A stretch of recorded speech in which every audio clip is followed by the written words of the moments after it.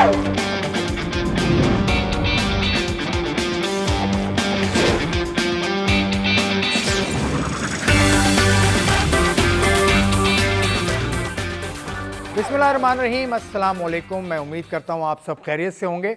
मैं हूँ आसिफ खान और आप देख रहे हैं सिली पॉइंट। सिली पॉइंट में हम बात मेनली हम करते हैं पाकिस्तान सुपर लीग का एडिशन 11 जो इस वक्त जारी है पूरी आबोताब के साथ। लाहौर में पहला मरहला हुआ, उसके बाद अब कराची में मैचेस जारी हैं। कल होने वाले मुकाबले पे हम तफसील से बात करेंगे। उसके अलावा कल की प्रेस कॉन्फ्रेंसेस हैं जेकब ओरम की और मोहम्मद अली की, उस पर बात करेंगे। उसके अलावा एक और इशू जो हमारे प्रोग्राम्स ने पहले उठाया था मोहम्मद वसीम ने कि मिसबाह उल हक बतौर सेलेक्टर पाकिस्तान के साथ काम कर रहे हैं और उसके साथ पेशावर ज़ल्मी जो पाकिस्तान सुपर लीग की बहुत अहम फ्रेंचाइज़ है उसके साथ भी बतौर कोच मुंसलिक हैं। तो ये कोई कॉन्फ्लिक्ट ऑफ इंटरेस्ट का मामला आता है क्योंकि पाकिस्तान क्रिकेट बोर्ड ने बहुत बाकी सेलेक्टर्स को मना किया तो मिसबाह को इजाज़त क्यों। तो ये सवाल हमने मिसबाह से किया था, उन्होंने जवाब दिया है। इस पर भी तफसील से बात करेंगे। कल होने वाला मुकाबला ज़ल्मी और सुल्तान्स का है। आज का मुकाबला इनफैक्ट ज़ल्मी और सुल्तान्स का है, उस पर बात करेंगे। मेरे साथ शरीक गुफ्तगू हैं अब्दुल गफ़ार साहब, किसी तारुफ़ के मोहताज नहीं है, लंबा चौड़ा तारुफ़ मैं कराऊंगा नहीं। अस्सलाम वालेकुम गफ़ार, कैसे हो? वालेकुम अस्सलाम, मैं बिल्कुल ठीक, आप ठीक हैं? तो कल जो है ना रबड़ी जीत गई इस्लामाबाद के क्या मशहूर है यार, रबड़ी जैसे यहाँ की मशहूर है। इस्लामाबाद वसीम साहब हमारे साथ मौजूद हैं। हाँ, बहुत जल्दी सोना मशहूर है और बहुत सारे बर्गर मशहूर हैं, लेकिन गुड टू सी कि रावलपिंडी तो स्ट्रगल कर रही है और लेकिन हैदराबाद की 2 जीत ने पॉइंट्स टेबल को मज़ेदार बनाया और आई थिंक ये लीग के लिए बहुत अच्छा हुआ। ग्लेन मैक्सवेल की आमद भी हो गई, कल बहुत अच्छा मैच जीते। ये लीग के लिए बड़ा ज़रूरी था क्योंकि अगर आपकी 7 टीमें 8 टीमों में से 2 रेस से आउट हों, 6 आपकी कंटेंशन में रह जाएँ तो इंटरेस्ट लेस हो जाता है। तो आई एम वेरी हैप्पी कि ग्लेन मैक्सवेल आ गए और उनकी आती टीम जीतना भी शुरू हो गई। तो it going to be another interesting aspect of the tournament. अब ये बड़ा इंटरेस्टिंग है और हैदराबाद की टीम ने पॉइंट्स टेबल पर भी एडवांस किया है। हैदराबाद वर्सेस इस्लामाबाद पे बात तो मैं करूंगा। मेरे दूसरे मेहमान हैं मोहम्मद वसीम, पाकिस्तान के साबिक टेस्ट बैट्समैन हैं, चीफ सेलेक्टर भी रहे और भी बहुत सारी इनकी जहतें हैं। अस्सलाम वालेकुम वसीम, कैसे हैं? वालेकुम अस्सलाम। यार मैंने गफ़ार से मैंने कहा था कि हैदराबाद में जैसे रबड़ी और चूड़ियाँ मशहूर हैं, इस्लामाबाद की क्या ऐसी चीज़ है जो उसे मुमताज़ करती है? देखिए, इस्लामाबाद की हर चीज़ ही मशहूर है। इस्लामाबाद नाम ही काफ़ी है, नाम ही काफ़ी है। वाह जी वाह। चाहे वो खूबसूरती है, चाहे वो इंफ्रास्ट्रक्चर है, चाहे वो सड़कें हैं, चाहे मौसम है, हर चीज़ इस्लामाबाद में कहूँगा बस नाम ही काफ़ी है। मुझे जो इस्लामाबाद की चीज़ पसंद है ना, वो ग्रीनरी और रोड्स के साथ जो ग्रीन बेल्ट्स हैं इस्लामाबाद की, वो बहुत मुझे अच्छी लगती हैं क्योंकि वॉकिंग के ट्रैक्स वहाँ बने हुए हैं। अच्छा जी, कल का मुकाबला वसीम आपसे शुरू कर देता हूँ मैं। इस्लामाबाद की टीम बहुत ही हल्का खेली, मैं कहूँगा। शादाब खान नहीं थे उनके कप्तान, रेगुलर कप्तानी उन्होंने ग्रीन को दी और फिर जिस तरह से विकटें उन्होंने गंवाई, पहले 10 ओवर में 89 रन थे, उसके बाद उनकी विकटें 3 एक साथ गिरी, फिर आखिरी ओवर में 4 विकटें गिरी। तो how do you sum up the Islamabad batting? देखिए, एक तो जो अभी आपने मेंशन किया वो मुझे समझ नहीं आया कि अगर शादाब नहीं तो इस ग्रीन को कैप्टन क्यों बनाया गया। थोड़ा सा इस पर भी आगे चल के बात करेंगे। अगर हम मैच की बात करते हैं, देखें इस्लामाबाद ओबियसली शादाब के ना होने से बैटिंग पे बहुत फर्क हमें नजर आया कि अधूरी सी बैटिंग नजर आई और एक बार फिर ये चीज़ प्रूव हुई कि जब आप बहुत ज़्यादा ऑलराउंडर्स के ऊपर इंहिसार करते हैं और आपको अच्छा स्टार्ट नहीं मिलता और थोड़ी जिम्मेदारी चाहिए होती है मिडिल ऑर्डर पे जहाँ पे, तो वहाँ पे ऑलराउंडर्स काम नहीं आते, वहाँ को के बैट्समैन काम आते हैं। तो जो बैट्समैन खेल रहे थे, मतलब 4 रेगुलर बैट्समैन, 5वां कीपर बैट्समैन, उसके बाद सारे ऑलराउंडर्स थे। तो वो जो मिडिल में जहाँ पे उनको ज़रूरत पड़ी, हालांकि स्टार्ट बहुत उनका अच्छा हो गया था लेकिन बैटिंग भी कोई इतनी अच्छी नहीं हुई। जो शॉटें मारी उन्होंने, जिस तरीके से वो खेल रहे थे, हालांकि पिच ऐसा नहीं था। पिच मेरे ख्याल में इस पे आराम से 30-35 रन 40 रन और हो सकते थे। तो आई थिंक जो आखिरी 10 ओवर थे वो बिल्कुल ही जो अच्छी बैटिंग इस्लामाबाद ने की, लेकिन nothing to take away from Hyderabad के बॉलर्स। तो आई थिंक के हम कंडीशंस की बात कर रहे थे कि जी लाहौर से जब जाएगी मैचेस कराची में तो पिचेस का बिहेवियर डिफरेंट होगा, तो वो उन टीमों को ज़्यादा सक्सेस मिलेगी जिन जो जल्दी अडेप्ट करेंगे। तो I think Hyderabad is one of those कि स्पेशली अगर उनकी बैटिंग बॉलिंग देखते हैं, स्पेशली कि इन पिचेस के ऊपर किस तरीके से बॉल करने हैं, लेंथ क्या होनी है, लाइन क्या होनी है, तो उन्होंने अडेप्ट भी अच्छा किया है, और जिन टीमों ने अडेप्ट अभी तक नहीं किया है और वो लाहौर में अच्छा खेलते आ रहे थे, चाहे लाहौर थी चाहे कराची थी, अब वो स्ट्रगल करती हुई नजर आ रही है। तो आई थिंक कंपटीशन के लिए भी अच्छा है, जैसे गफार ने बोला ठीक है, है। और हैदराबाद के लिए भी कि वो उनको समझ आ गई है, विनिंग फार्मूला उनको मिल गया है, बस एक टीम रह गई है। ठीक है, ग्रीन को कप्तान क्यों बनाया? वो फैसला मुझे लगता है उनके लिए अच्छा नहीं साबित हो। लोकल कप्तान होता, फ़हीम अशरफ होते, कोई और होता जिसको लोकल लड़कों का पता है। ऐसे ही बिल्कुल इमाद वसीम आपके पास मौजूद थे और उन्होंने कप्तानी भी की हुई है। और मुझे ऐसे लगता है आसिफ के वसीम यहाँ हमारे साथ बैठे हुए हैं, डोमेस्टिक क्रिकेट से वाबस्ता रहे हैं, कहीं ना कहीं एक मैकेनिज्म अभी भी है। बिल्कुल मतलब मादी में भी बात कर रहा हूँ मैं, मैकेनिज्म कुछ ऐसा बनना चाहिए आसिफ कि आपकी जो PSL की टीम्स हैं और पाकिस्तान क्रिकेट ये थोड़ा सा सिंक हुए हुए नजर आए। जो पाकिस्तान क्रिकेट के लिए क्या बेहतर है, यही बेहतर होता ना कि कल हम एक यंगस्टर को कप्तान बनाते। कोई बात नहीं, एक PSL का मैच है, कैमरा मतलब ग्रीन ने जो कप्तानी की, या आगे चल के मैं भी, और अगर इस बहस को हम आगे बढ़ाएंगे तो हम क्यों फॉरेन कैप्टन, हमारा अपना हैदराबाद का कप्तान भी देखो फॉरेन आप ये देखिए कि आपका नेशनल T20 सॉरी आपकी जो कौमी टीम है उसके कप्तान भी कप्तानी नहीं कर रहे। तो ये थोड़ा सा ना मुझे ऐसे नज़र आता है जैसे ठीक है फ्रेंचाइज अपने फैसले करने चाहिए, सब कुछ होता है, लेकिन इस वक्त जब हमारी क्रिकेट स्ट्रगल कर रही है इंटरनेशनली, हमें ज़रूरत है लड़कों को कॉन्फिडेंस देने की। सो ऐसे लगता है जैसे अलग ही मामला चल रहे हैं। नहीं, वो नेशनल T20 में ये सब कर किया जा सकता है, लेकिन जहाँ किसी के अगर 2 अरब 47 करोड़ रुपए लगे हुए हैं, उसकी मर्जी यार। असल उनकी टूर्नामेंट तो हमारा ही है ना, प्लेयर्स भी PCB के हैं, नाम PCB की वजह से सारे प्लेयर्स आते हैं। ऐसा तो नहीं क्योंकि एक फ्रेंचाइज सिर्फ अपने नाम से ले आती। टूर्नामेंट या पाकिस्तान सुपर लीग हो रहा है, इट्स अ कलेक्टिव एफर्ट। ठीक है पैसे आपके आए, अभी तो ये भी देखना बाकी है with all the best best wishes to the new team. इतना आसान नहीं होगा इसको कैरी आउट करना, क्योंकि अभी तो पहला सीजन है, अभी तो इसके इम्तिहान बहुत बाकी हैं, तो इसके बाद पता चलेगा कि अगले एक सीजन में क्या होता है। अच्छा लेकिन मेरा ये पॉइंट है सर कि आपकी जो क्रिकेट बोर्ड है और PSL और सबसे मजबूरी तौर पर आते PCB चाहे तो क्या कुछ नहीं हो सकता, कोई ऐसा मैकेनिज्म तो हो ना कि अगर आपके पास मिडल ऑर्डर के प्लेयर नहीं है तो आपको मिडल ऑर्डर के प्लेयर कहीं खेलते हुए दिखाई दें। ठीक है मैं मानता हूं कि बहुत ज़्यादा इंटरफेरेंस नहीं होना चाहिए, बट एक मीटिंग या ओवरव्यू तो हो सकता है ना। चलिए, ये प्रॉब्लम है। अच्छा तो पॉइंट है। आपने जो बात की उसका मैं सिर्फ ये जवाब दूंगा कि मुझे बहुत अजीब सा लगा कि जब ग्रीन कप्तानी करने आए, आपके पास इतने सारे ऑप्शन थे, आप उनको ज़रूर ट्राई आउट कर सकते थे, आप कम से कम किसी सीनियर को कप्तान बनाते। तो पता नहीं, या तो फिर हम रिस्क लेना नहीं चाहते या हम सेफ खेलते हैं। जब तक सेफ खेलेंगे तो फिर I think no pain no gain. Wasim आपकी तरफ आता हूँ, गफ्फार ने एक नया मौजूद दिया है हमें कि कप्तान फ्रेंचाइजेस को ये पाबंद करे पाकिस्तान क्रिकेट बोर्ड के लोकल कप्तान ही बनाए। मतलब ये कैसी लगती है बात आपको? फ्रेंचाइज है, मेरा पैसा लगा है, मैं बनाऊंगा कप्तान, PCB कौन होता है मुझे कहने वाला? देखिए पाबंद तो आप नहीं कर सकते, मैं कहूँगा कि फोर्स तो आप नहीं कर सकते हैं, मतलब कोई उनसे बातचीत करके कोई इस तरह की चीज़ कर सकते हैं, फोर्स आप नहीं कर सकते हैं। इंडिपेंडेंट टीम्स हैं सारी, उनकी अपनी मर्जी है, अपनी मर्जी के प्लेयर देती हैं, कैप्टन भी वो अपनी मर्जी का बनाए जिसको भी बनाना है, कोचेज भी अपनी मर्जी से बनाते हैं। तो इंटरफेरेंस मैं कहूँगा कि नहीं होनी चाहिए, करनी भी नहीं चाहिए, लेकिन for the sake of betterment of the cricket आप बैठ के कोई इस तरह का कोई मैकेनिज्म साथ डिस्कस जरूर कर सकते हैं, लेकिन end of the day I think ये फ्रेंचाइज की ही मर्जी होनी चाहिए किसको उन्होंने बनाना है किसको नहीं। अब मेरा पॉइंट इसमें ये था कि वो बनाने से उनको नुकसान हुआ है। क्रिस ग्रीन का कोई बहुत ज्यादा एक्सपीरियंस भी नहीं है PSL का, अभी भी वो लेट आए हैं और बाद में आके उन्होंने ज्वाइन किया है और उनके डिसीजन भी समझ नहीं आई। और ये गलती मैं कहूँगा कि पहले कराची किंग्स ने भी की थी कि अगर डेविड वार्नर उनके नहीं थे अवेलेबल तो वो पाकिस्तान टीम का कैप्टन उनके पास मौजूद है, उनके पास हसन अली मौजूद है, उन्होंने कैप्टन किसको बनाया? मोइन अली को बना दिया कैप्टन। तो और उसके भी ये डिसीजंस थे कुछ जो मैं कहूँगा कि जिनकी वजह से कराची वो कल का मैच अगर हम देखते हैं परसों वाला तो वो उनको कॉस्ट किया उस मैच है। तो आई थिंक कि मतलब वो क्रिकेट वाइज भी ना कोई इतने सेंसिबल डिसीजन मुझे वो नजर नहीं आए हैं। हाँ अगर हम लॉन्ग टर्म देखते हैं तो फिर थोड़ा सा इसमें मतलब आप बाकी लीगों को देखते हैं दुनिया में तो आपको मोस्टली लोकल कैप्टनसी नजर आते हैं, फॉरनर्स की तरफ वो नहीं जाते हैं अनलेस कि कोई बहुत ही ज्यादा जिसकी सर्विसेज हों, कोई 4-5 साल से खेल रहा है वो, उसके साथ वो किसी और को ग्रूम करना चाह रहे हैं, वो एक डिफरेंट माइंड सेट है। लेकिन यहाँ पे ऐसा मुझे वो कुछ नजर नहीं आ रहा। चलें वसीम आपकी तरफ आता हूँ। जेकब ओरम जो असिस्टेंट कोच हैं इस्लामाबाद यूनाइटेड के, उनका भी कल इंटरव्यू मतलब प्रेस कॉन्फ्रेंस में वो आए थे कल, तो उनसे यही सवाल हुआ था कि शादाब का ना होना आपको कॉस्ट किया। तो उन्होंने भी बात की थी, वो जैसे ही हम लाइन अप कर लेते हैं तो वो आपको सुनवा देंगे ताकि बात थोड़ी सी आगे जाए। लेकिन Islamabad United from 89 in 10 overs bundle out about 156 157 उन्होंने बनाए थे, तो आखिरी 10 ओवर में उनसे कंट्रोल नहीं हुआ। बॉलिंग ऑफ हैदराबाद बहुत अच्छी थी, आसिफ महमूद शानदार बॉलिंग,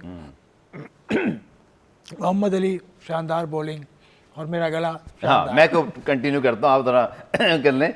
देखिए मुझे जैसे वसीम ने कहा, मैं भी कल यही देख रहा था कि आपकी इस्लामाबाद की बैटिंग शॉट दिखाई दी। इतने सारे ऑलराउंडर्स अगर आप खिलाते हैं 5वें 6ठे 7वें पे, और उसमें भी हैदर अली उनके टॉप में शामिल हैं जिनके रन्स नहीं आए कुछ अरसे से, सो बैटिंग उनकी मुझे शॉट दिखाई दी। हालांकि Islamabad known to be a very formidable side, और इस टूर्नामेंट के आगाज़ में भी हमें बड़े स्ट्रॉन्ग लग रहे थे, लेकिन फिर हमने देखा कि लाहौर और इस्लामाबाद की किस्मत तब्दील हो जाती है जैसे ही वो कराची लैंड करते हैं। सो थोड़ी सी मुझे इस्लामाबाद की टीम ना माजी के मुकाबले में उतनी, मैं ये नहीं कहूँगा कि वीक हैं, लेकिन जितने वो स्ट्रॉन्ग होते थे, थोड़ा सा मुझे लगता है कि उनके मिडल ऑर्डर के कुछ ऑप्शन महदूद हैं। अच्छी बात है कि आपके पास ऑलराउंडर्स होने चाहिए, पर ऑलराउंडर्स रिलायबल भी हों। इवन अगर आप कल के मैच में इमाद वसीम का नंबर देखें, आई थिंक वो 8वें नंबर पर बैटिंग करने आए, बहुत सीनियर खिलाड़ी हैं, कल शादाब भी नहीं खेल रहे थे। So I think no rocket science कि कल कप्तानी भी उनको मिलनी चाहिए थी, और वो सबसे पहले आते हैं ऑलराउंडर्स में, फ़हीम से ही पहले, बिकॉज वो टाइम भी लेते हैं, वो स्ट्रोक भी खेल सकते हैं। लेकिन ऐसे लगा जैसे इससे बेहतर हिकमत अमली आसिफ वो कर सकते थे, और चीज़ें ना सही तरह से मुझे होती भी दिखाई नहीं दी। जेकब ओरम की बात सुन लेते हैं पहले। Jacob Oram the assistant coach of Islamabad United, उनसे सवाल हुआ था कि शादाब का ना होना आपको कॉज किया, और दूसरी क्या परफॉर्मेंस में क्या कमी रही जो शिकस्त की वजह बनी, उन्होंने क्या जवाब दिया वो सुनिए, फिर हम आगे बात को बढ़ाते हैं। Yeah, it was precautionary today. He's got a little thigh strain. I don't know the exact specific body part, but it's in one of his legs, up the top, upper thigh. It's not too bad, but it was bad enough that, you know, we thought it was a risk to play today. We play again in about 4 days' time and then have a break, so there is time. Hopefully he's right for next Thursday. If not, we then have a week's break before we have 3 games in 4 days. So there's still a lot of cricket to come. Was it a reason for us losing? Shadab's our captain. He's one of our best players, if not the best player in our squad. We know that. So absolutely his absence hurts us, but I don't think it was the reason we lost the game today. You know, we probably fell in the end 20 runs short of where we should have been, especially after the power play of us batting, but you know, Kingsman bowled really well through the middle, fielded exceptionally well, and then, you know, basically broke the back of the chase with their own power play. तो Jacob Oram का कहना ये था कि शादाब की absence उनको cost की, उनको मतलब हिट तो हुआ क्योंकि वो one of the best players of Islamabad United, लेकिन उनका कहना जो वसीम ने पॉइंट आउट किया कि रन्स उन्होंने थोड़े से कम बनाए। वसीम भाई, रन्स कम बनाए इसका मतलब बॉलिंग बहुत अच्छी हुई है इस्लामाबाद के ख़िलाफ़ हैदराबाद की। आसिफ महमूद को आपने इससे पहले देखा था, वो शायद पहला T20 खेले थे अपना, मतलब पहला उन्होंने PSL का मैच खेला और इतनी शानदार परफॉर्मेंस दी।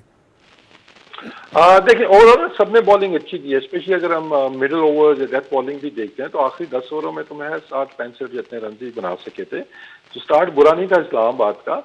अब फिर बात आती है कि पिच को बेहतर तरीके से यूज करना किस किसने जल्दी सीख लिया है, और उसमें आपको हैदराबाद भी नजर आती है, चाहे वो मोहम्मद अली है। एक तो टैक्टिक्स उन्होंने बेहतर की है, पहले वॉली से नया बॉल नहीं करवा रहे थे, फिर नया बॉल करवाना शुरू किया, एक ओवर करा के हटा रहे थे उसको, लेकिन अब उसको प्रॉपर जब नए बॉल से बॉलिंग मिल रही है तो वो विकेट भी ऊपर लेके दे रहा है। उसके बाद मिडिल ओवर्स में जब वापस आता है या डेथ बॉलिंग में भी, क्योंकि वो ये सरफेस ऐसे है कि जहाँ पे इसको आपको इस्तेमाल करना होगा, बहुत ज़्यादा अननेसेसरली आपको वेरिएशंस की जरूरत नहीं है, क्योंकि नेचुरल वेरिएशंस बहुत हैं इस पिच में। तो आपको बॉल पटकना होगा इस पिच के ऊपर, जो मोहम्मद अली ने भी किया, फिर आसिफ आए उन्होंने भी किया आखिर में। ऑब्वियसली उस टाइम पे फिर जा रहे होते हैं प्लेयर सारे रन्स के लिए, बैटर्स ट्राई कर रहे होते हैं, तो उसका फ़ायदा आसिफ को हुआ कि उनको फिर आखिर में 4 विकेटें भी मिल गई हैं। लेकिन ओवरऑल देखते हैं तो बेहतर बॉलिंग परफॉर्मेंस पेसर्स की नज़र आई हमें, और आई थिंक हैदराबाद ने बेहतर कम्बिनेशन भी अपना एक कर लिया है, बैटिंग ऑर्डर भी थोड़ा बेहतर किया है। उसके बाद बॉलर्स भी पहले आकिफ को ट्राई किया, फिर दूसरे को ट्राई किया, तो आसिफ को लेके आए हैं। तो I think team sort out होती भी उनकी वो नज़र आ रही है। इस्लामाबाद डेफिनेटली रन तो शॉर्ट थे ही थे वो, आई बिलीव कि 25-30 रन वो आराम से इस पिच के ऊपर और वो बना सकते थे, लेकिन वही ना कि एक प्रॉपर बैटर की हमें कमी नजर आई।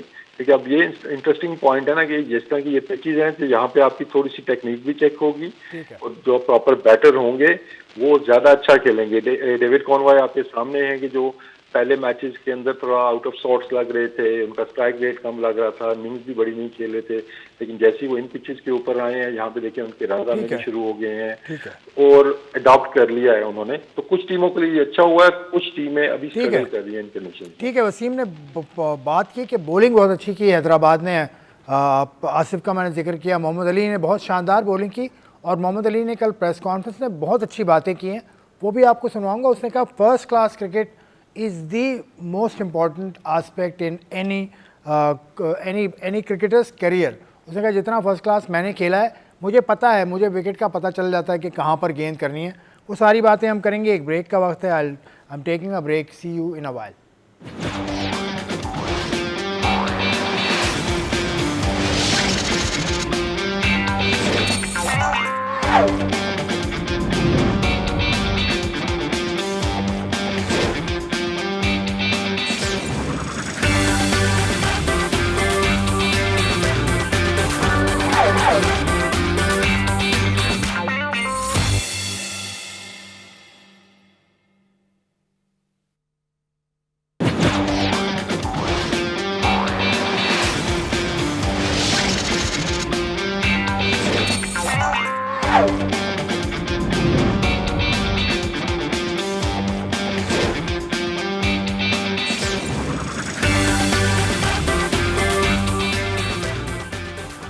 Welcome back to sleep point. मैं जाना चाह रहा था मोहम्मद अली की प्रेस कॉन्फ्रेंस पे, लेकिन वसीम भाई से एक बात मैं पूछ लूँ, पर गफ़ार से पॉइंट ऑफ व्यू लेता हूँ। वसीम भाई, ग्रीन की कैप्टनसी को तनकीद तो आप कर रहे हैं, बतौर क्रिकेटर, बतौर कोच, आपको क्या ग्लेयरिंग पॉइंट्स नज़र आए ग्रीन की कप्तानी में जो आप समझते हैं ठीक नहीं थे?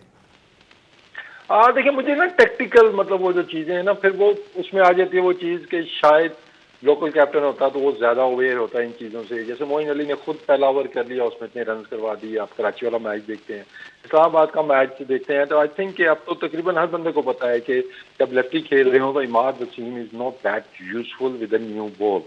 तो बल्कि वो जब खुद भी कैप्टन थे पास में, आपको याद होगा, तो वो अवॉइड करते हैं कि उनको पता है कि उनका मैचअप नहीं बनता है लेफ्टी के अगेंस्ट, वो स्ट्रगल करते हैं। जब इतना स्मॉल टोटल आप डिफेंड कर रहे हैं, पहला ओवर ही आप गलत उस पे चले गए हैं, टैक्टिक पे चले गए हैं। और मैं दाद दूंगा मार्च सदाकत हो गए, उसने भी मतलब 20 रन पहले ओवर में बना के आप कहेंगे 50% मैच उसने पहले ओवर पे ही साइड पे कर दिया था, जब इतना अच्छा आपको किक स्टार्ट मिल जाए। अच्छा, अभी मार्च का जिक्र हुआ ही है, चले अब उसका नाम आया ही है, तो मैं थोड़ा सा इस तरफ जाऊंगा कि देखिए, हम बहुत डिस्कशन हम करते हैं जी कि मॉडर्न क्रिकेट, बाकी टीमें शायद आगे जा रही हैं, स्पेशली बैटिंग के अंदर हम पीछे रह रहे हैं। हम मतलब वो 200 प्लस वाली क्रिकेट नहीं खेल रहे, हम पावर प्ले उस तरह नहीं खेल रहे हैं। तो अक्सर एक जो बात की जाती है जी, स्किल्स का फर्क है जी, वो स्किल्स में आगे हैं, हम स्किल्स में पीछे हैं। इस चीज से ना मैं पहले एग्री करता था, ना मैं अब एग्री करता हूँ कि it's not the difference of the skill.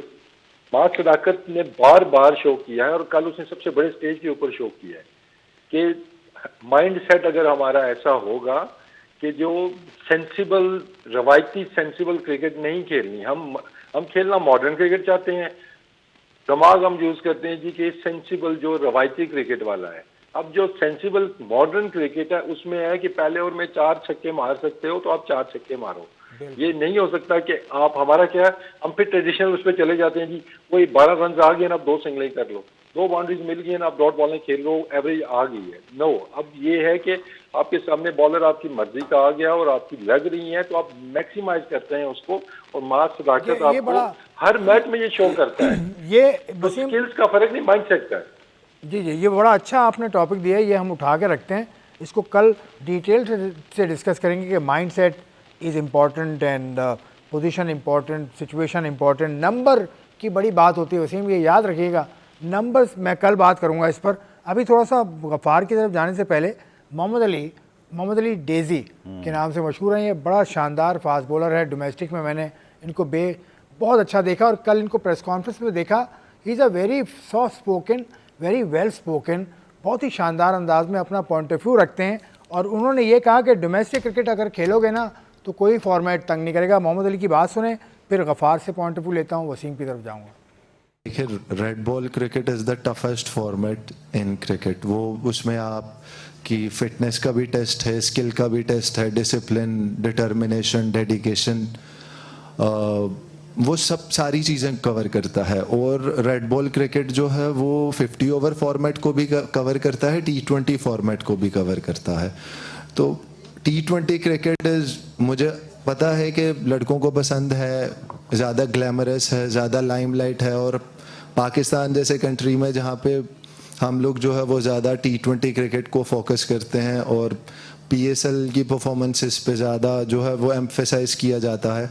लेकिन मैंने जो अपना स्टार्ट लिया है वो रेड बॉल क्रिकेट से लिया है, और मैं आज भी रेड बॉल क्रिकेट को वैसे ही इम्पोर्टेंस देता हूं जैसे मैं किसी वाइट बॉल क्रिकेट के मैच को देता हूं, क्योंकि मुझे ऐसा लगता है आप जितना ज़्यादा रेड बॉल क्रिकेट में अच्छा करेंगे, T20 फॉर्मेट या ODI फॉर्मेट जो है वो आपके लिए उतना ही आसान होता चला जाएगा। तो ये मोहम्मद अली ने बात की। गफ़ार, आप शुरू में प्रोग्राम के कह रहे थे कि कप्तान लोकल होना चाहिए, तो प्लेयर्स भी ड्राफ्ट के अंदर तो होंगे, PCB ने जो लिस्ट दी होगी उसमें तो होंगे डोमेस्टिक के। जी। तो ये फ्रेंचाइज की यहाँ भी ड्यूटी लगती है कि टॉप परफॉर्मर उठाएं तो सही डोमेस्टिक के। उठाया है वैसे टॉप परफॉर्मर अब्दुल्ला फजल तो उठाएं। और लेकिन साथ साथ आपको पता तो हो ना कौन क्या कर रहा है। मेहरान मुमताज़ की मैं ज़रूर बात करना चाह रहा था आज कि वो कितना टैलेंटेड बॉलर है, उसको चांसेस नहीं मिले और अब भी वो पहला मैच खेला इस सीज़न में और 1 ओवर ही उसको मिल सका। अब कोई ऐसा कप्तान होता जिसको ज़रा पता होता कि मेहरान मुमताज़ की क्या पास परफॉर्मेंसेज रही हैं, कितना वो टैलेंटेड है, हमारी नेशनल टीम के लिए भी कब से नॉकिंग कर रहा है। सुफियान मुकीम का भी यही सिलसिला था, लेकिन अब उनको प्रॉपर चांस मिल रहा है and he performing as well. But आप देखिए मेहरान मुमताज़ जैसा, अब यहाँ पे अगर कोई ऐसा कप्तान होता जिसको मेहरान मुमताज़ का शायद ज़्यादा आइडिया होता, एक यही तो प्रॉब्लम है ना। फिर कैमरन ग्रीन जो कप्तानी कर रहे हैं तो शायद पता नहीं वो कितना वाकिफ हैं, कितना ब्रीफ हुआ, तो गलती उनसे हो गई। तो मुझे लगता है मेहरान मुमताज़ जैसे स्पिनर्स या जितने भी हमारे जूनियर खिलाड़ी हैं, साजिद और नुमान क्यों नहीं है यार? साजिद नुमान, मेहरान मुमताज़ को तो छोड़ दो, तो यंग है ना, ठीक है। साजिद और नुमान क्यों नहीं है? वो कैंप में है PCB के। वो किसी फ्रेंचाइज को ये ख्याल नहीं आया कि साजिद इतना शानदार बॉलर है, लेकिन रेड बॉल का बॉलर उसको बना दिया। नुमान इतना शानदार बॉलर है, क्यों नहीं है भाई? ज़्यादातर ऑलराउंडर्स पिक करने का रवाज है आजकल, सीधी सी बात है। और T20 की परफॉर्मेंसेस जैसे अभी मोहम्मद अली कह रहे थे, मैं मानता हूँ कि आपकी रेड बॉल की परफॉर्मेंसेस बहुत आपको एक स्टेबिलिटी, एक बेस देती हैं। बट आई थिंक जहाँ तक मुझे थोड़ा अरसे पहले याद है, मैंने स्टैट चेक किए थे, नुमान साजिद को नेशनल T20 या जो हमारे टूर्नामेंट्स हैं उनको खेले ना, वहाँ पे ज़रा थोड़ा सा और अपने आप को मतलब देखें, फर्स्ट क्लास की बेस पर तो नहीं आएंगे IPSL में। They have to perform in the national T20 the relevant format. वो बहुत अच्छे बॉलर्स हैं, इसमें कोई शक की बात नहीं है, और मुझे ये भी कोई शक नहीं है कि वो जब प्रॉपर और ज़्यादा खेलेंगे तो परफॉर्म ही करेंगे। बट मुझे अभी भी ऐसा लगता है कि ये बाकी लड़के भी जो पिक हुए हैं ना, सिवाय जो आपका इमर्जिंग कैटेगरी का प्लेयर होता है, क्योंकि वो तो आप रॉ भी पिक कर लेते हो, बाकी जितने लड़के ये सब भी नेशनल T20 परफॉर्म ही करके आए हैं। तो ऐसा नहीं है कि साजिद नुमान परफॉर्म नहीं कर रहे, बट उतना शायद एक्सेप्शनल परफॉर्मेंस T20 के जो सर्किट हैं, मुझे लास्ट टाइम का तो याद नहीं, उससे पहले कर की हो तो इतनी अच्छी नहीं है। PR क्यों नहीं अच्छी होगी? आप टेस्ट के बॉलर हैं, सोशल मीडिया पे कुछ होता है, क्या बॉलर हैं, टेस्ट की परफॉर्मेंसेस हैं, लोग आपके बारे में बात करते हैं। ऐसे हैं जो पाकिस्तान खेल गए और उन्होंने सिर्फ 2 फर्स्ट क्लास खेले और PR बड़ी अच्छी है, सोशल मीडिया पे बड़ी धूम मचा के रखते हैं वो। देखिए डिबेटेबल पॉइंट है, इसमें कोई शक नहीं। मैं ये नहीं कह सकता कि साजिद नुमान जो पिक नहीं हुए तो ये बिल्कुल ठीक फैसला है, I am not saying this, but मैं ये कह रहा हूँ कि उन दोनों को अपना केस स्ट्रॉन्ग करने के लिए कुछ और एक्सेप्शनल परफॉर्मेंस है। तो सीधी सी बात है सर, आज तो जैसे IPL में आपने देख लिया ना, कैमरन ग्रीन, उसको 24 करोड़ क्यों मिले हुए? वो ऑलराउंडर है, अगर उसमें वो सिर्फ बॉलर होता है, बैट्समैन होता है, शायद वो पिक ही ना होता।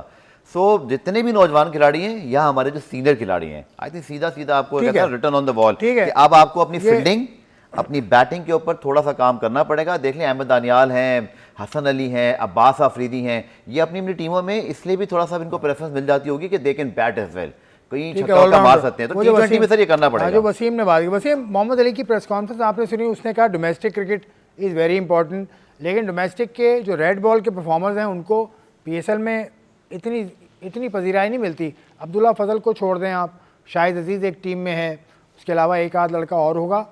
तो ये लड़का जो वट्टू है, इस्माइल वट्टू, बड़ा अच्छा फर्स्ट क्लास का भी सीज़न गया है, मैंने इसको भी देखा था।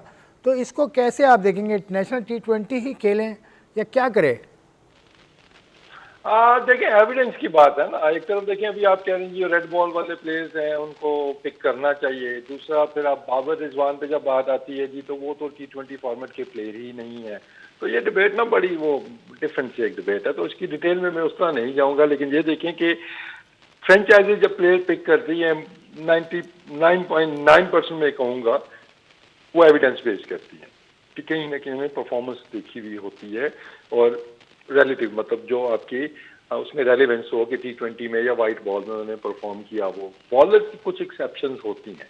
अब मैं मोहम्मद अली की स्टोरी आपको मतलब सुनाता हूँ कि ऑब्वियसली जब इसको टेस्ट मैच के लिए मैंने पिक किया था तो ही वॉज डूइंग वेल, उस टाइम पे हमें रेड बॉल के बॉलर्स की कमी थी, नसीम इंजर्ड थे, शाहीन शाह भी इंजर्ड थे, तो बल्कि इंटरेस्टिंग है, मैं शेयर ही कर देता हूँ आपके साथ कि मुल्तान में था, मैं भी आई थिंक अली भी मुल्तान में डोमेस्टिक क्रिकेट शायद चल रही थी, तो हमारा एक कॉमन फ्रेंड है ना, तो उनको वो मेरे साथ बाइक मतलब मैं अपने दोस्त के साथ बाइक था, तो वो कॉमन फ्रेंड वो अली को भी जानते हैं, तो उसको कॉल आई एक ना, कहता है वो डोमेस्टिक प्लेयर है, मेरा एक दोस्त है, मैंने कहा कौन है, कहता है अली है, बल्कि डेजी इनको कहते हैं ना, हाँ, तो वो मैंने सुन लिया, तो वो कह रहा है पाइन बंद खाने का दिल कर रहा है ना मुझे, कि बेकरी से ना मेरे लिए आते हुए ना बंद ले आइएगा, तो वो वही दिन था कि मैंने डिसाइडेड कि अली को अब टेस्ट स्क्वाड के अंदर डालना है, तो फिर मैं खुद वो बंद लेके मैं गया अली के पास, मैं अली बंद भी खाएं और आप टेस्ट मैच के लिए भी तैयारी पकड़े, अगली सीरीज में आप पाकिस्तान टीम का हिस्सा होंगे। तो अली कंसिस्टेंट परफॉर्मर रहा है, very well spoken,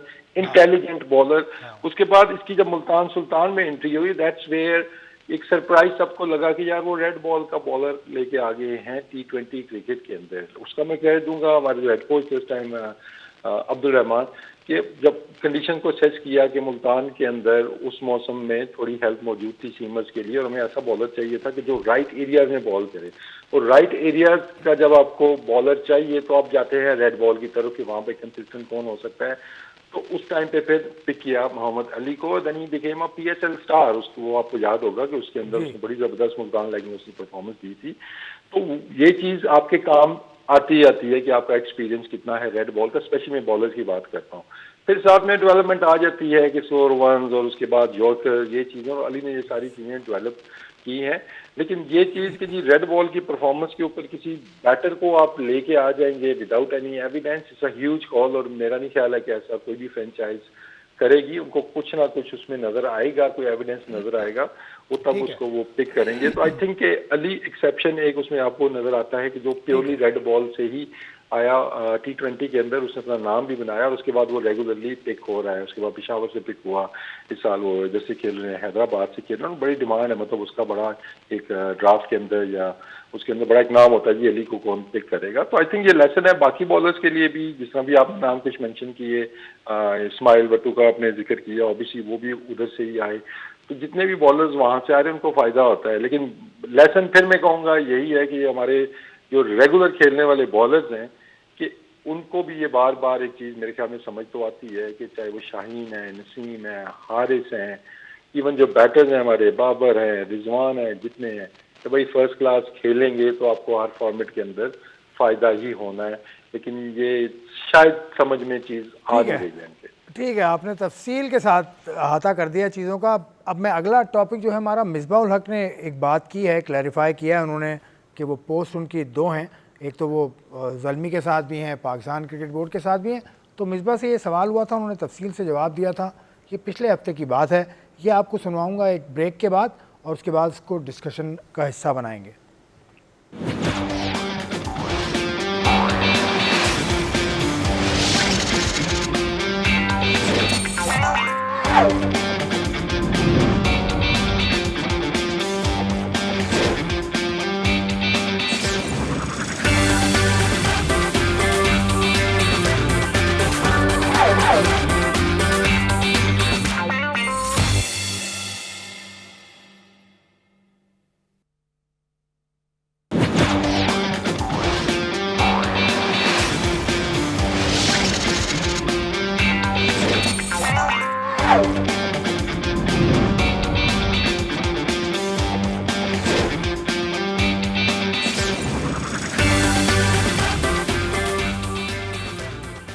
welcome back to silly point. हम बात कर रहे हैं पाकिस्तान सुपर लीग की, और चलते चलते दीगर मौज़ूआत भी सामने आते जा रहे हैं। एक मौजू जो हमारे पिछले हफ्ते के प्रोग्राम में हमने डिस्कस किया था कि मिसबाह उल हक की डुअल पोजीशन है।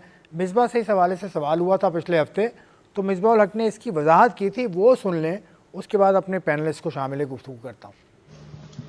मिसबाह, आप बतौर सेलेक्टर भी पाकिस्तान क्रिकेट बोर्ड के साथ मुंसलिक हैं, तो एज अ सेलेक्टर एक टीम को इतना करीब से देखना कितना मायने रखता है, और बाकी सेलेक्टर्स को भी पाकिस्तान क्रिकेट बोर्ड को चाहिए, अगर आप समझते हैं कि उन्हें भी टीम्स के साथ काम करने दिया जाता तो बेहतर होता? देखिए, मुझे इस हवाले से नहीं पता, थोड़ा सा डिफरेंस है मेरा, क्योंकि मैं सिलेक्शन कमेटी में बाद में आया हूँ, मेरा ये कॉन्ट्रैक्ट पहले हुआ है इनके साथ, तो ये भी रीज़न है कि मैं काम कर रहा हूँ। और दूसरा, मेरा कंसल्टेंसी का कॉन्ट्रैक्ट है, फुल फ्लैज नहीं था, मेरा सर्टन डेज़ के लिए कॉन्ट्रैक्ट था, तो इसलिए, और मेरा जब कॉन्ट्रैक्ट बोर्ड से हुआ था तो उस वक्त इन टर्म्स पे हुआ था कि मैं ये काम कर सकता हूँ, तो वो क्योंकि फुल फ्लैज काम कर रहे थे तो इस वजह से शायद वो नहीं काम कर रहे हैं। तो ये एक डिफरेंस है जो शायद लोगों को इस चीज़ का नहीं अंदाज़ा। बाकी ये है कि मैं तो हमेशा इस चीज़ को एडवांटेज समझता हूँ, जब आप उन प्लेयर्स के साथ काम कर रहे होते हैं करीब से, तो आप उनको जितना बेहतर उनके बारे में जानते हैं और काम भी कर सकते, उनको फ़ायदा भी दे सकते हैं, और सिलेक्शन में भी आपको उसका बहुत एडवांटेज होता है। तो मुझे तो हमेशा लगता है कि आपको अपना प्लेयर्स को बिल्कुल करीब से पता होना चाहिए कि ये कैसे खेलते हैं, क्या करते हैं, डिफरेंट सिचुएशंस में कैसे रिएक्ट करते हैं, तो आप बेहतर सिलेक्शंस कर सकते हैं। तो अब्दुल गफ़ार साहब, ये ज़ल्मी के साथ भी मुंसलिक हैं, पाकिस्तान क्रिकेट बोर्ड के साथ, इनकी बात आपने सुन ली, किस तरह से इसको सम अप करेंगे? देखिए, उन्होंने एटलीस्ट आपको बैकग्राउंड ये दिया कि वो पहले से पेशावर ज़ल्मी के साथ जो है वो अपना कॉन्ट्रैक्ट कर चुके थे और कंसल्टेंसी में है पीसीबी के साथ। ये ज़रूर ऐसा लगता है कि सिलेक्शन कमेटी चूँकि पूरी तरह सिलेक्शन कमेटी के तौर पे देखी जाती है, तो उसमें से अगर 2 सिलेक्टर्स जो कि परमानेंट हैं वो नहीं हैं, बट जो नॉन परमानेंट हैं वो हैं, सो सिलेक्शन कमेटी के पॉइंट ऑफ व्यू से आपको ये थोड़ा डिफरेंट लगेगा कि फिर तीनों को या तो मिलना चाहिए, ये तीनों को नहीं मिलना चाहिए। लेकिन जो उन्होंने आई थिंक कहा है, अगेन पाकिस्तान क्रिकेट बोर्ड की एक कॉल है, बीइंग अ पेरेंट बॉडी, वो क्या समझते हैं, ठीक है, उन्होंने परमानेंट रोल को डिफाइन कर दिया। मेरी सिर्फ राय ये है कि मिसबा ने आई थिंक कंसल्टेंसी को जरूर लिखा है कि मैं परमानेंट नहीं हूं। आपकी राय में एक कोच को, एक सिलेक्टर को करीब से देखने का मौका नहीं मिलता इस तरह की सूरत हाल में? नहीं, उसमें आपको डोमेस्टिक में जाना चाहिए ज़्यादा। डोमेस्टिक में तो ये कोच हैं, डोमेस्टिक में तो हैं कोच। ठीक है, मैं ये कह रहा हूँ कि डोमेस्टिक में जाके क्रिकेट जरूर देखें, जैसे आपने भी कहा था, वसीम भी हमारे पास उस दिन बता रहे थे कि बहुत सारे सिलेक्टर्स आए ही नहीं, ऐसे ही आपने कहा था ना मुझे, नहीं आया अभी जो डिपार्टमेंट में फर्स्ट क्लास हुआ, उसमें सिलेक्टर्स को जरूर आना चाहिए, क्योंकि वो है आपकी तो टेस्ट और वनडे की भी, मतलब डोमेस्टिक में हो, पीएसएल की किसी टीम के साथ ना हो। मेरी राय यह है कि फैसला ऐसा करें जो सबके लिए एक जैसा लगे, बस मैं सिर्फ इतना कहना चाहता हूं। फैसला यह है कि या तो सबको इजाजत दें या फिर सबको ना दें। मिसबा को हटा देना चाहिए। कंसल्टेंसी का उन्होंने वर्ड यूज किया है, मुझे भी इसकी डिटेल नहीं पता कि कॉन्ट्रैक्ट कैसा है, जो आपने खुद सुनाया अभी, ये हमने सुना था उस पर जब हम वहाँ मौजूद थे। कंसल्टेंसी में अब वो कब टीम सेलेक्ट करेंगे, कितने दिन के लिए करेंगे, बोर्ड को भी चाहिए कि अगर कोई ऐसी अपॉइंटमेंट अगर आप कर रहे हो तो फिर आप कैरियर ओरिएंटेड और थोड़ा सा सिक्योर रखो लोगों को भी। मेरी अपनी राय है, क्योंकि आपने बाकी लोगों को परमानेंट रोल दिए हुए हैं, उस लिहाज से उनकी मराद भी होंगी डेफिनेटली। यहाँ पर सिर्फ कंटेंसेंसी है, तो आई थिंक बोर्ड को ये मेक श्योर करना चाहिए कि ये इनडिफरेंट ना लगे। मैं सिर्फ इतना कहना चाहूँगा कि सब एक जैसा लगे। चलो ठीक है, वसीम भाई आपके पास है फ्लोर, ये आप कैसे सम अप करेंगे? What is your thought on this Misbah's clarification? अब देखें, हम एक तो पास की गलतियों से हम सीखते भी नहीं है कि ये सिचुएशन मिसबा के साथ पहले भी हो चुकी है, जब वो चीफ सेलेक्टर भी थे, फिर उन्होंने किया काम, एज अ कोच भी काम किया, और उसके बाद फिर उनको वहाँ से हटना भी पड़ा है। लेकिन बात एथिकली अगर आप देखें ना, मैं उस डिटेल्स में नहीं जाता कि क्या आप जब एक सिलेक्शन कर रहे हैं, तो आप जब किसी भी टीम के साथ आप मुंसलिक होंगे, तो वो चाहते हुए या ना चाहते हुए भी ना आपका एक एफिलिएशन हो जाती है, इमोशनली अटैचमेंट आपकी हो सकती है उस टीम के साथ भी, उनके प्लेयर्स के साथ भी। लेकिन एथिकली इट्स रॉन्ग। मतलब बात वही है ना कि सिर्फ पीएसएल में क्यों याद आता है हमें जी कि हमें प्लेयर्स को पास से देखना चाहिए, हमें डोमेस्टिक में क्यों नहीं ये चीज़ें याद आती हैं? सरफराज का कॉन्ट्रैक्ट तो मैं कहूँगा फिर जो कोयटा ग्लैडिएटर के साथ है, वो तो 11 साल हो गए हैं उसको, वो तो 11 साल से उनके साथ काम कर रहे हैं। तो आई थिंक एक्सेप्शन जब आप कराते हैं इस तरह की, तो फिर प्रॉब्लम्स बाकियों के लिए भी आती हैं और इवेंचुअली आपके लिए भी आती हैं। लेकिन ethically I think it's completely wrong, नहीं होना चाहिए। सिर्फ पीएसएल के अंदर जाके ऐसी एक्सेप्शन आपको वो क्यों करनी पड़ती हैं। तो ऑब्वियसली इसमें फाइनेंशियल चीज़ें भी आ जाती हैं, वो हर चीज़ आ जाती है। आई थिंक पीसीबी को भी थोड़ा सा इस पर वो देखना चाहिए कि एक पॉलिसी एक के लिए दूसरे के लिए दूसरी वो नहीं हो सकती है। बाकी जितने भी प्लेयर्स आते हैं वो कंसल्टेंट ही आते हैं। जब मैं भी कोच था या जब मैं चीफ सिलेक्टर भी था, तो हमारा कॉन्ट्रैक्ट हमेशा कंसल्टेंट वाला ही बनता है। और उसके मतलब एम्प्लॉयज, मुझे नहीं लगता कि सरफराज भी अभी तक एम्प्लॉयज है, वो भी कंसल्टेंट ही होंगे। इसी तरह वहाब रियाज भी, अनलेस कि उन्होंने वो करवा लिया होगा ना परमानेंट उस वाला, लेकिन उनके तो रोल भी मतलब उसका अभी तो डिफाइन ही नहीं है ना। बाकी आपने हर काम जब करना है खुद ही, तो सिलेक्शन में इन्वॉल्वमेंट, अगर मैं गलत नहीं हूँ तो पास में भी वर्ल्ड कप से पहले भी इन्वॉल्वमेंट थी उसमें। आई थिंक मिसबा भी इन्वॉल्व थे, सरफराज भी सिलेक्शन में इन्वॉल्व थे। तो ये भी नया नहीं है, अब ऑफिशियली मेरे ख्याल में शायद वो अनाउंस कर दिया गया है। तो आई थिंक कि आपने अपना एक वो भी देखना भी होता है ना, अपना एक इमेज भी देखना होता है। मतलब कल हम भी बैठे यहाँ पे, अगर पाकिस्तान टीम दोबारा सेलेक्ट होती है और उसके अंदर आपको पेशावर के प्लेयर ज़्यादा नजर आएंगे, वो टीम अच्छा नहीं करेगी या प्लेयर अच्छा नहीं करेंगे, तो इसलिए आप यही कहेंगे ना, देखें ना, जो वो मिसबा था तो वो पेशावर जलमी के प्लेयरों को उसने ज़्यादा वहाँ पे प्रेफर कर दिया है। और ये पास में ये चीज़ पहले भी रिलेट हो चुकी है डिपार्टमेंट के साथ भी, अगर आपको याद हो कि मोस्टली प्लेयर्स फिर उधर से ही आते थे। तो आई थिंक ये मतलब एक ये होना नहीं चाहिए, इस चीज़ पे तो डिबेट ही नहीं होनी चाहिए ना, कि आप सिलेक्शन है, आप जाएं ग्राउंड में, आप क्लोज से देखें, जहां मर्जी से आप देखें जाके, लेकिन एज अ सिलेक्टर जाएं आप। ये नहीं हो सकता कि आप एक टीम से मतलब आप उनके एम्प्लॉय भी हैं और आप वहाँ ऑब्जर्व भी उनको कर रहे हैं। नहीं, आप उनके लिए काम कर रहे हैं ना, आप ऑब्जर्व नहीं कर रहे ना, you are working for them, you are getting paid by them. वो प्रोफेशनल जॉब है आपकी। तो ये जस्टिफिकेशन उस तरह मेरे ख्याल में वो नहीं बनती है। हाँ, फिर करना है तो फिर सबको आप अलाउ कर दीजिए, ठीक है, आप जाएं अपने अपनी जिसको जहाँ से ज़्यादा पैसे मिलते हैं आप वहाँ जाके अपना वो काम कर सकते हैं। लेकिन एक गलत ट्रेंड हम सेट कर रहे हैं, क्योंकि ये पास में माइक हेसन के साथ भी ये चीज़ जुड़ी, निकी आर्थर से जब उस टाइम पे भी ये हुआ, लेकिन नाम है कि सबक सीखने का नाम ही नहीं ले रहे। सही है जी, सबक सीख लेंगे। अब आज देखें कौन सी टीम सबक पढ़ाती है। ज़ल्मी का मुकाबला है मुल्तान सुल्तान से। Peshawar Zalmi will take on Multan Sultan at the national bank cricket stadium. Ghaffar sahab, Zalmi की टीम को भी आपने करीब से देखा है, सुल्तान को भी आपने करीब से देखा है। ये है मैच नंबर 22, 7 बजे आज पाकिस्तान स्टैंडर्ड टाइम शुरू होगा। मुल्तान सुल्तान मुकाबला करेगी। ये स्क्वाड है मुल्तान सुल्तान का। मोहम्मद नवाज़, शहजाद गुल हैं, फैसल अकरम हैं, इमरान रंधावा हैं, Arafat Minhas, Sahibzada Farhan, Steve Smith, Peter Siddle, Tabraiz Shamsi अभी तक खेले नहीं हैं, उसके अलावा शॉ हैं। और ये पूरी इनकी एंटोराज है, ये आपके सामने है। बहुत बड़ी स्क्वाड है मुल्तान सुल्तान की। मुल्तान सुल्तान के अलावा ये है पेशावर की स्क्वाड, पेशावर ज़ल्मी की सुफियान मुकीम हैं। इनके जो 4 फॉरेन प्लेयर्स हैं वो एरन हार्डी हैं, उसके अलावा जेम्स विंस भी आ चुके हैं, माइकल ब्रेसवेल हैं, कुशाल मेंडिस हैं, नाहिद राना है और शरीफुल इस्लाम है। 4 मैंने कहा था, 4 तो स्क्वाड में होते हैं, इसलिए मैंने 4 इसलिए कह दिया। तो ये है जी स्क्वाड आपके सामने, ये पेशावर ज़ल्मी और मुल्तान सुल्तान। कराची का मैदान क्या होगा? और सबसे अच्छी बात यह है कि पीएसएल के लिए भी और ज़ल्मी के फैंस भी इंतज़ार कर रहे थे कि जेम्स विंस जो हैं वो आ जाएं, तो ही इज़ अराइव्ड, वो आज के मैच के लिए दस्तियाब हैं। नाहिद राना और शरीफुल इस्लाम और इसी तरह मुस्तफ़ीज़ भी उसी लिस्ट में शामिल हैं। तो ये सब तो आज के मैच खेल के और दीगर टीमों के प्लेयर्स तो नेशनल ड्यूटी पे चले जाएंगे। बट आई थिंक ज़ल्मी के लिए अभी तक ये बड़ा अच्छा हो गया कि ऑलरेडी 9 पॉइंट पे पहुंच गए हैं और दोनों मेन बॉलर आज का मैच भी अगर खेलते हैं और होपफुली फॉर देम अगर जीतते हैं तो अब जॉब डन। लेकिन इनके पास बैकअप्स भी अच्छे हैं। अगर आप खुरम शहजाद की बात करते हैं, शाहनवाज धानी बहुत ईगर होंगे कि उनको मौका मिले। दोनों टीमें बहुत अच्छी फॉर्म में हैं। दोनों टीमें इस पर कहते हैं ना बहुत ही सिटिंग वेरी कंफर्टेबली एट 1 और 2। आज का मुकाबला तो फिर आज टॉप पोजीशन के लिए जो जीतेगा वो टॉप पर आ जाएगा, क्योंकि अगर मुल्तान जीतते हैं तो they will be 10 point, Zalmi जीतते हैं तो डेफिनेटली वो तो फिर प्लेऑफ के बिल्कुल करीब आ जाएंगे with 11 points and already 4 matches. Multan की वीकनेस आपके नज़दीक क्या है? ज़ल्मी के स्ट्रॉन्ग पॉइंट्स आपने बता दिए, मुल्तान की वीकनेस बताइए। दोनों टीमों के बैलेंस बहुत अच्छे बने हुए हैं। सबसे अच्छी चीज़ ये की है कि पता है कि क्या गेम प्लान, जैसे वसीम ने कहा ना कि हैदराबाद को जाके अब समझ में आई कि लबोशेन को ऊपर करना है। इसी तरह हमको मतलब ग्रैंड मैक्सवेल की उनको ज़रूरत थी जो बहुत लेट आए। इन दोनों टीमों के लिए चीज़ अच्छी हुई कि इनके कॉम्बिनेशन अच्छे बन गए और फिर लाहौर के बाद कराची पहुँच के भी अपने आप को ढाल लिया। तो आज यही मज़ा आएगा, दोनों का लिटमस टेस्ट है आज, क्योंकि दोनों बेस्ट टीमें आमने सामने आएंगी।